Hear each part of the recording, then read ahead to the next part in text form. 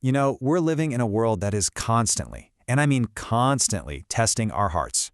Whether it's the crazy world of modern dating or the pressures of marriage, it's just so easy to feel completely overwhelmed. So how do we even begin to navigate all this?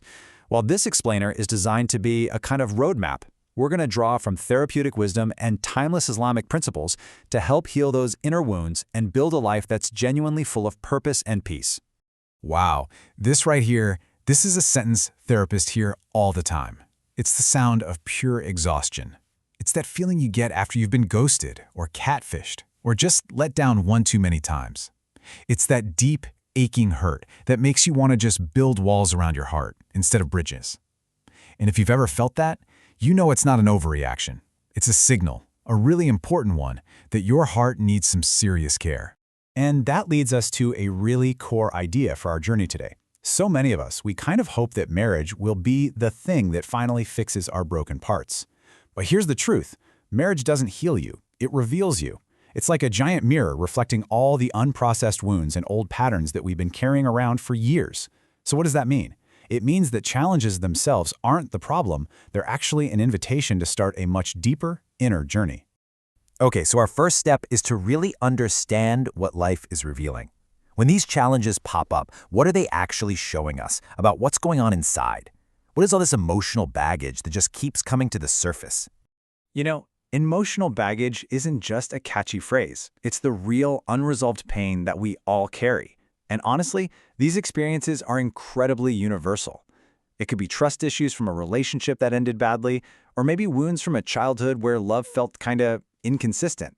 Or it might be that quiet, nagging fear that you're either too much for people or, on the flip side, just not enough. These aren't just memories in your head. They're actively shaping how you connect or don't connect with others right now. And here's the thing about this baggage. It doesn't just live quietly inside our minds. Oh no, it spills out. It shows up in our nervous system, in our tendency to shut down or lash out, and maybe most of all, it shows up in how we speak to and about other people. Our words often become the #1 symptom of our inner state. In the Quran, there's actually a very specific and incredibly powerful word for this kind of toxic speech, khumaza. Now, this isn't just about casual gossip. This refers to a whole character archetype, the kind of person who constantly belittles others, both to their face with open mockery and behind their backs with slander and even gestures, like, rolling their eyes. It's a complete form of character assassination. But the Quran doesn't just stop at condemning the action. It diagnoses the disease at its very root. Surah Al-Humaza explains that this toxic speech comes from a much deeper spiritual sickness, an obsession with wealth, and this delusional belief that money will make you immortal or secure.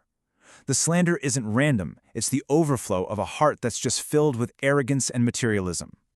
So, if the problem starts in the heart, then it only makes sense that the solution has to start there too, right? And this brings us to the first real step in healing. It's not about finding the perfect partner. It's about fortifying your own soul first. Let's be real, navigating modern dating can feel like walking through a minefield. So here are 3 gentle but honestly super powerful shifts you can make. First, protect your heart by being selective. Take things emotionally slow. That doesn't make you too much, it makes you safe.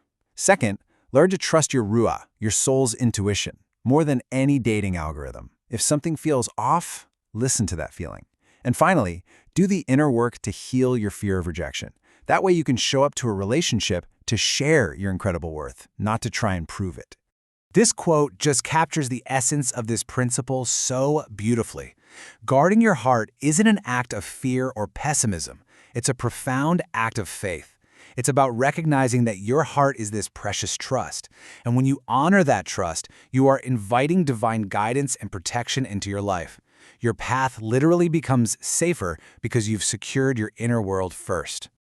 Okay, so once that inner foundation is strong, then we can move from all that internal work to the beautiful act of building a life with someone else.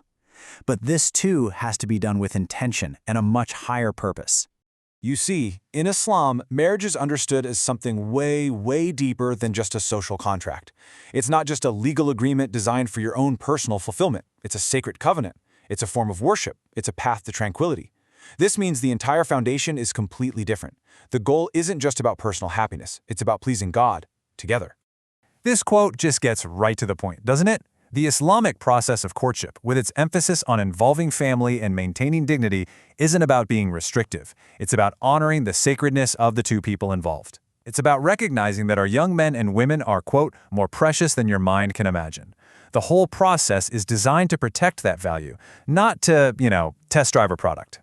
And this brings us to such a powerful metaphor for marriage, the triangle. Just picture it. The husband and wife are at the two bottom corners of the triangle, and at the very top, at the peak, is God.